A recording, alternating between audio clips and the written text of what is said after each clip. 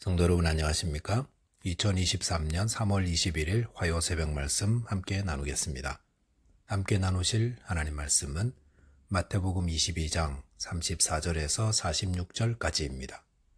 오늘 본문은 유대교 종교 지도자들의 예수님을 향한 마지막 공격이 기록되어 있습니다. 본문을 통해서는 성도가 갖출 중요한 신앙의 원리인 하나님 사랑과 이웃 사랑, 그리고 예수님은 신성과 인성을 가지신 구원자 되심에 대한 말씀 함께 묵상하며 나누겠습니다. 첫째 묵상할 내용은 하나님을 사랑하고 이웃을 사랑하는 것이 가장 큰 계명이다라는 것입니다. 본문 34절에 보시면 예수께서 사두개인들로 대답할 수 없게 하셨다 함을 바리새인들이 듣고 모였는데 라고 하였습니다. 바리새인들은 예수님이 사두개인들의 음모를 분쇄하고 그들을 침묵해 하셨다는 소식을 듣고 다시 모였습니다. 그들은 이 일로 예수님이 사람들에게 추앙받는 일을 자시할 수 없었던 것입니다. 그래서 이들은 다시 새로운 음모를 꾸미기 위해 모였습니다.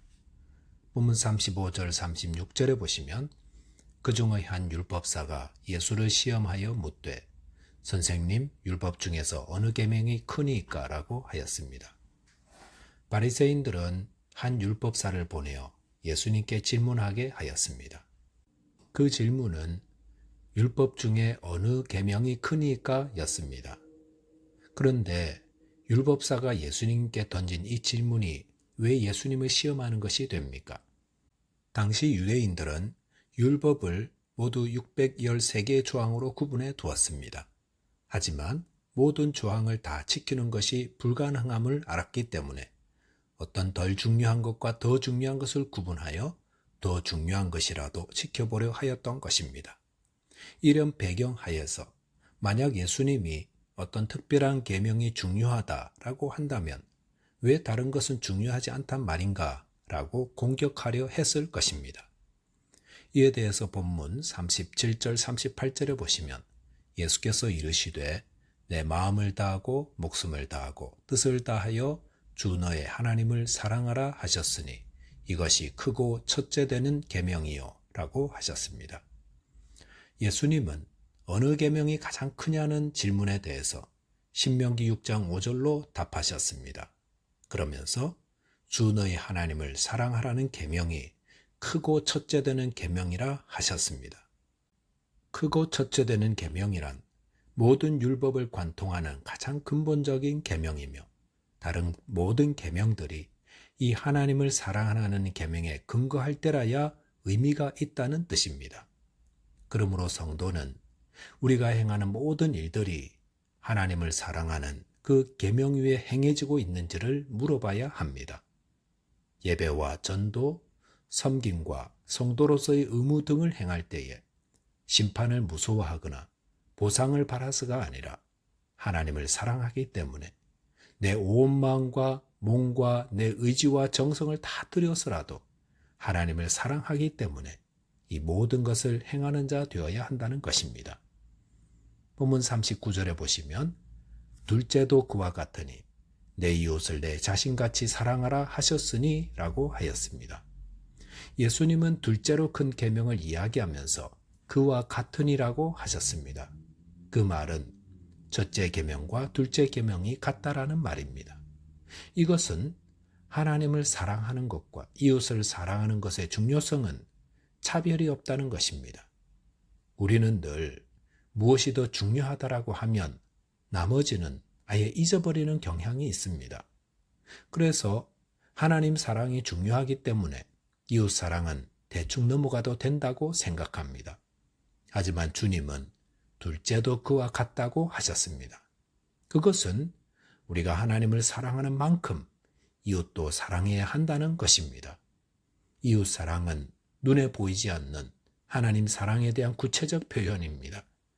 눈에 보이는 이웃을 사랑하지 않으면서 눈에 보이지 않는 하나님을 사랑한다는 것은 어불성설입니다. 주님은 내 이웃을 내 자신같이 사랑하라 하셨습니다. 이것은 이웃의 입장에서 그를 사랑하라는 말씀입니다. 본문 40절에 보시면 이 두 계명이 온 율법과 선지자의 강령이라고 하였습니다. 여기서 온 율법과 선지자란 구약 성경 전체를 의미합니다. 즉 주님은 하나님 사랑과 이웃 사랑이 구약 전체의 기둥이요 핵심이며 이 두 기둥의 근거에서 살아갈 때에 하나님의 뜻을 이루게 되는 것임을 말씀하십니다. 저와 여러분의 모든 것이 하나님을 사랑하고 이웃을 향한 사랑함으로 하나님의 뜻을 이루며 하나님께 영광 돌리게 되시기를 바라겠습니다.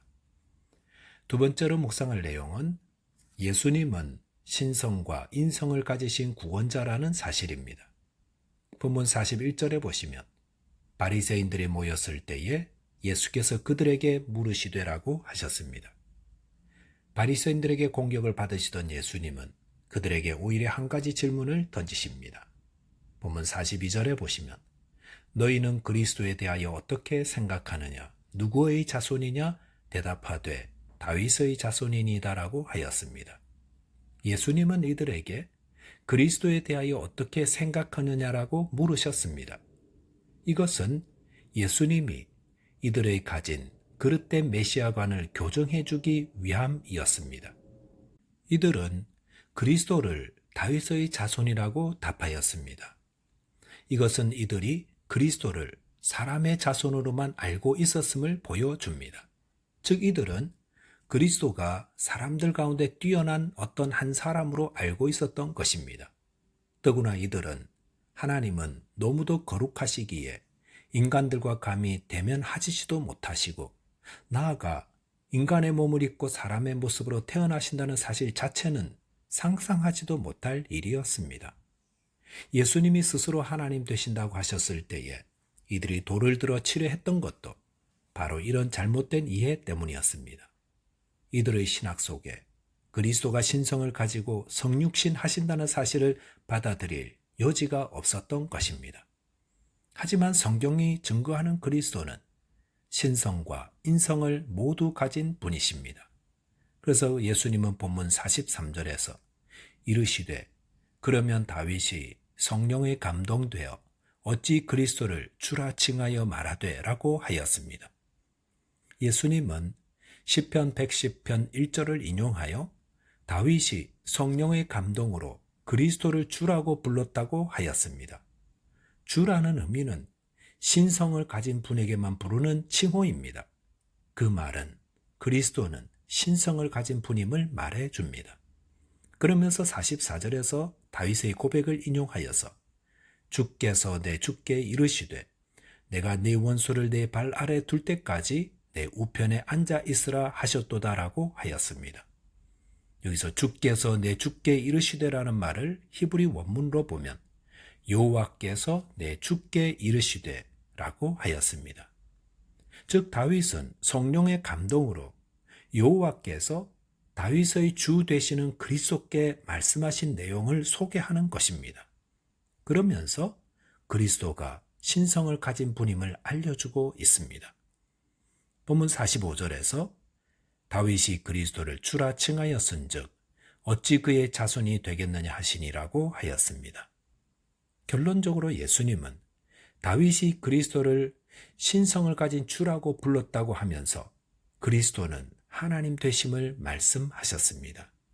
이를 통해 예수님은 그리스도께서 신성과 인성을 동시에 가진 분이라는 사실을 알려주고 계시며 예수님이 그 그리스도이심을 말씀해 주십니다. 바리새인들이 예수님을 그리스도로 받아들이지 못한 데에는 이런 잘못된 신학도 일조하였다 할 수 있습니다. 예수 그리스도께서 신성과 인성을 모두 지니신 분으로 믿는 것이 얼마나 중요합니까?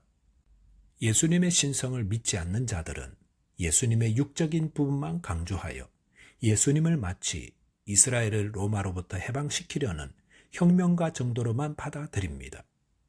또한 예수님의 인성을 믿지 않는 자들은 예수님의 성육신을 믿지 않는 지극히 위험한 이단 사상에 빠질 수 있습니다. 예수 그리스도는 누구십니까? 예수님은 하나님의 본체를 가진 분이시지만 사람의 모양으로 이 땅에 오셔서 죄인된 우리를 모든 죄와 사망의 저주에서 구원하여 주신 분입니다. 이 예수님의 신성과 인성을 모두 믿는 것이 곧 바른 믿음입니다. 말씀을 정리하겠습니다. 바른 신앙은 하나님을 사랑하고 이웃을 사랑하라는 계명을 따릅니다. 또한 예수 그리스도의 신성과 인성을 모두 믿는 것입니다. 기도하겠습니다. 하나님 아버지, 예수님을 통해 저희에게 하나님을 사랑하고 또 이같이 이웃을 사랑하라는 가르침 주심을 감사합니다. 또한 그리스도께서 신성과 인성을 가진 분임을 바로 믿는 자 되도록 주님 도와주옵소서. 예수 그리스도 이름으로 기도하옵나이다. 아멘. 오늘도 믿음 안에서 승리하는 하루 되시기 바라겠습니다. 감사합니다.